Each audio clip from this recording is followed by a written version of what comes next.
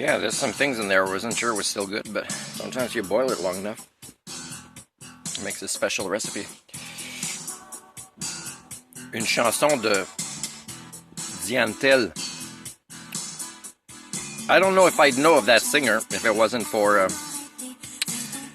a girl that I was kind of in love with in a unique, weird way when I was in high school. Because she introduced this singer to me that I didn't know, and I might never have kind of picked up on her. And I did buy eventually a greatest hits album from Diantel. You know, I think back upon my life, and for me, it makes a lot of sense how I turned out. And again, it's related to what cured the issues I had with mental illness living in dysfunctional proto-societies. And it was the concept of domestication imposed on me. And I see, you know, the life of people like Éloi Charette or Julie Larose that I also had a crush on all through high school. And Eloise, I didn't really know her till later in high school. A lot of people I see, their lives were pretty much charted, and not even directly most of the time, by the influence of their parents. Because, you know, as my grand unification theory of HSD describes, domestication has accelerated to the point that people don't know they're doing it. They think they're doing good by doing it. They don't know what it looks like, how to define it, how to observe it, how to point it out anymore.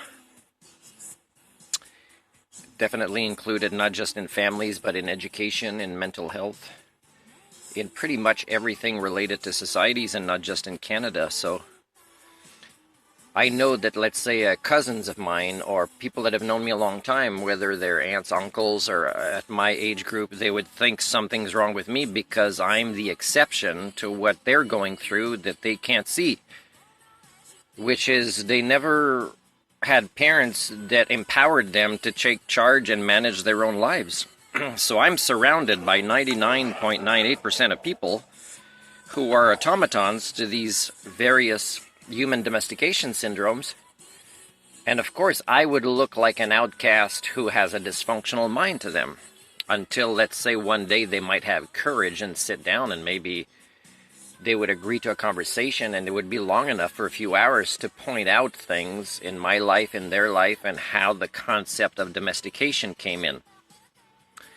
But can you imagine the courage they would need, and also the trust in me to support them through this awakening awareness that, you know, in their 50s or older, that more than half of their life has passed, and really it was not within their control.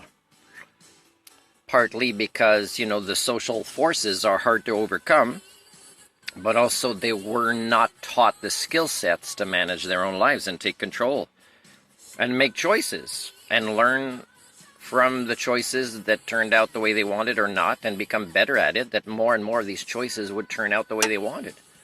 A lot of my choices create hardships, but that's not a way to evaluate whether they're good for me or not. The way they're good for me is to maintain my freedom of thought, my freedom of choice, my fundamental human right to manage my own life. Unfortunately, would I ever get into conversations, even with people that have known me long enough, for them to realize that's really the difference between them and me?